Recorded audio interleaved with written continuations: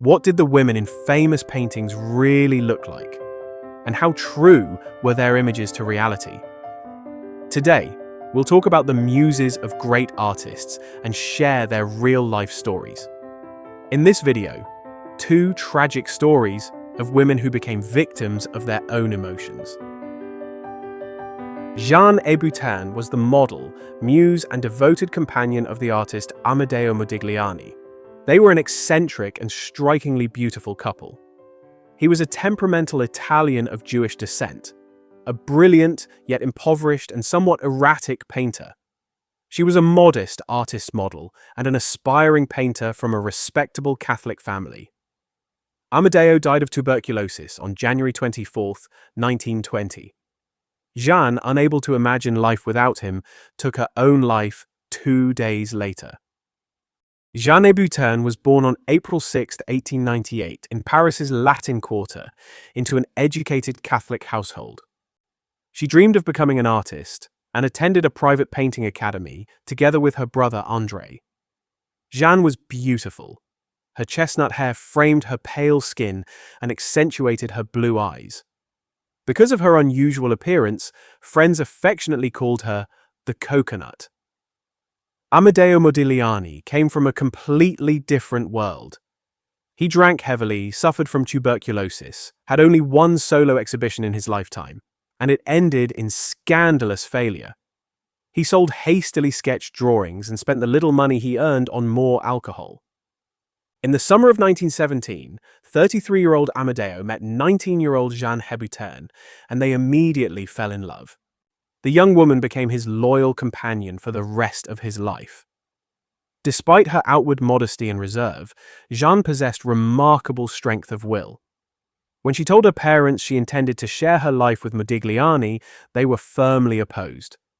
The painter was notorious for drunken outbursts, lived on the edge of poverty, and, most unforgivably for her Catholic family, was Jewish. Ignoring the objections of her father and brother, Jeanne soon moved in with Amedeo. They lived together for just under 3 years, during which he painted about 25 portraits of her.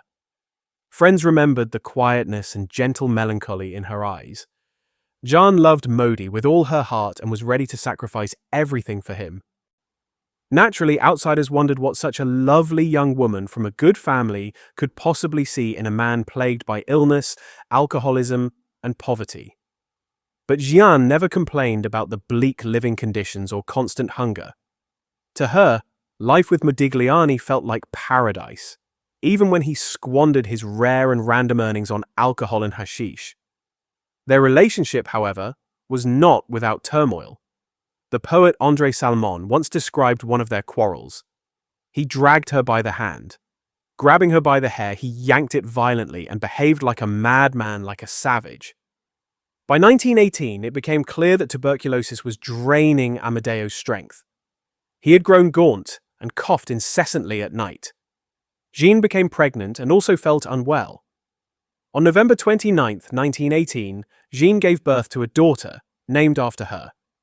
She could not feed the baby herself, she had no milk, so they had to hire a wet nurse, which strained their meager budget even further. Modigliani continued to drink, and his health deteriorated even more. Life with a newborn was extremely difficult for Jeanne, yet she never complained or reproached Amedeo.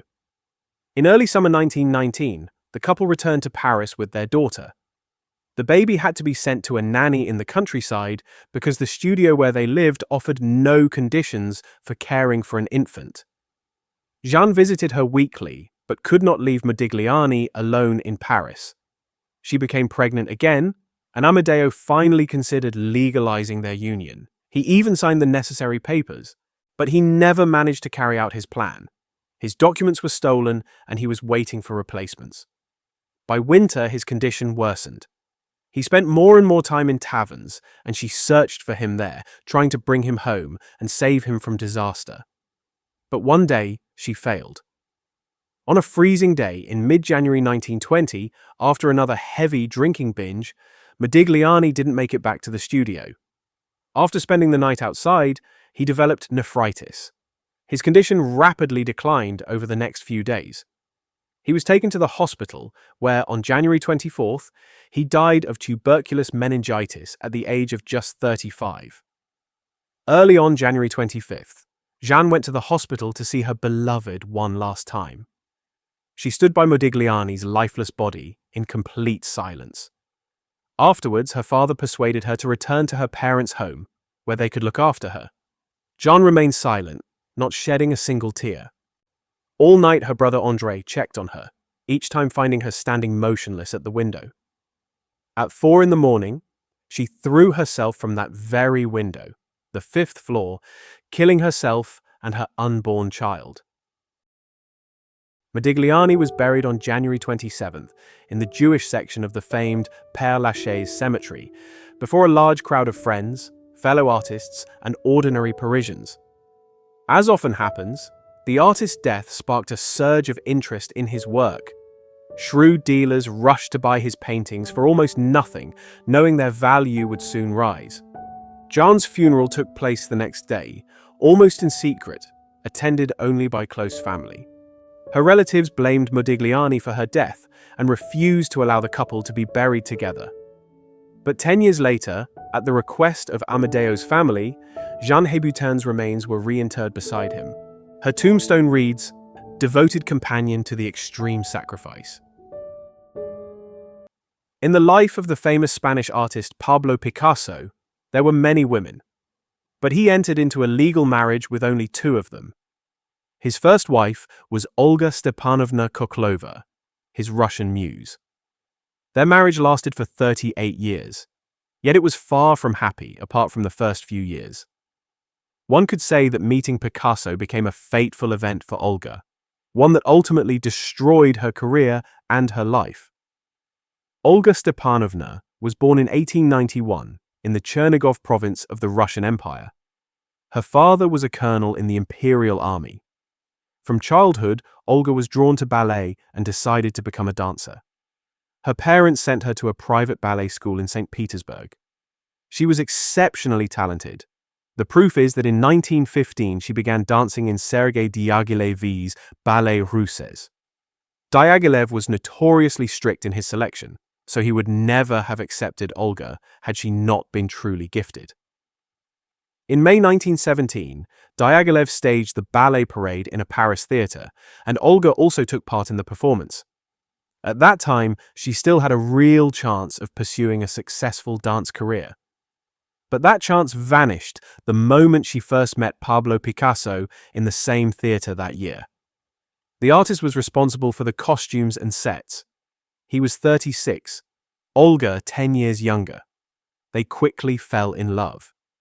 Though Olga was not considered a great beauty, she was nonetheless charismatic and gifted, and Picasso, himself a man of the arts, could not overlook her. But their paths were soon meant to part. Olga's troupe was preparing to tour South America. After much thought, she decided not to go and stayed with her beloved instead. This decision determined the rest of her life. Picasso took her to his native Barcelona to meet his mother. His mother was deeply discouraged by her son's intention to marry a Russian dancer instead of a respectable Spanish girl. Yet Picasso was stubborn. He even painted a portrait of Olga in traditional Spanish dress to persuade his mother to give her blessing. Olga, however, found herself in a kind of isolation. She did not know Spanish. Barcelona was unfamiliar. She did not even have a passport, so she was essentially trapped in Spain. For Picasso, she had sacrificed not only her career, but her family, who remained in the Russian Empire. In 1918, Picasso and Koklova moved back to Paris and got married. The civil ceremony was followed by an Orthodox church wedding, a concession made by the Catholic Picasso for his young wife. On the eve of the wedding, in May 1918, Olga broke her leg. Another woman might have taken this as a sign, but not Olga. Nothing could stop her. She walked down the aisle, leaning on a cane, and returned to the hospital right after the ceremony for surgery. A calm and even happy family life began. Picasso showered her with gifts, clothes, jewelry, and charming trinkets, and regularly painted her. Yet Olga never returned to the ballet stage. It is not entirely clear why.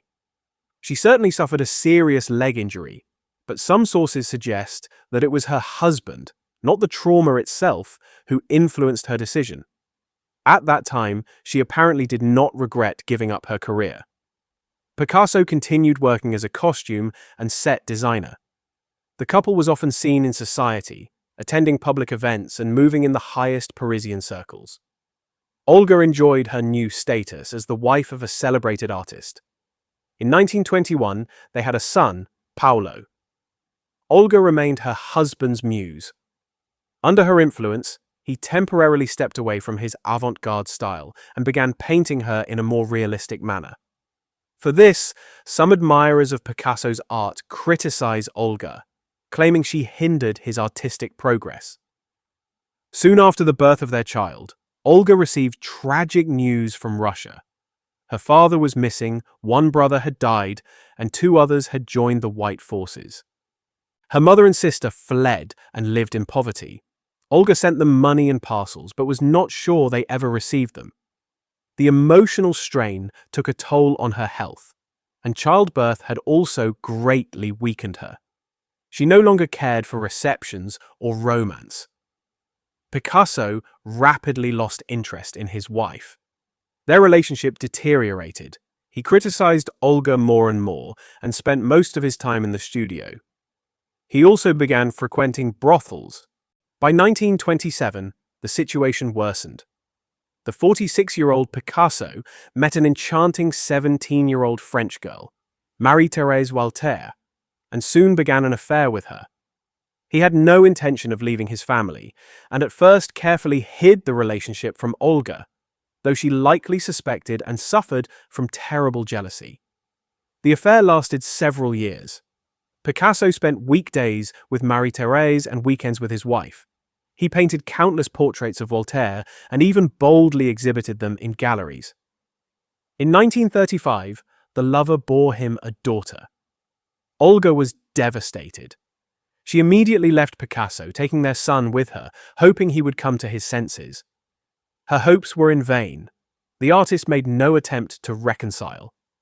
In a desperate attempt to force him to acknowledge her, she asked a lawyer to draw up an inventory of their assets. According to their prenuptial agreement, all property was to be divided equally in case of divorce. Picasso refused to agree to such terms and simply avoided divorcing. Olga, still hoping to win him back one day, did not insist either. She continued to love him. It is difficult to say how Olga lived after their separation, or how deeply she suffered. She never remarried and apparently had no romantic relationships. Their son Paolo grew up and took his father's side, eventually turning away from his mother altogether. There are unconfirmed reports that Olga began to lose her sanity, that she followed Picasso and his new lovers, begging him to return. In 1953, Olga was diagnosed with cancer.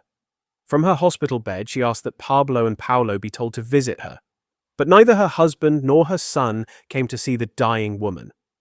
In 1955, Olga Stepanovna died of cancer at the age of 63 while in Cannes. She was mistakenly buried in an English, not a Russian, cemetery. Picasso did not attend the funeral. Olga had long ceased to interest him. What do you think? Were these women happy in their relationships with their partners? Write your thoughts in the comments. I'm really curious to know your opinion. If you enjoy exploring the stories behind great paintings and uncovering the secrets of artists, give this video a like, subscribe to the channel, and don't forget to hit the bell so you won't miss new videos. There are many more amazing stories from the world of art coming up.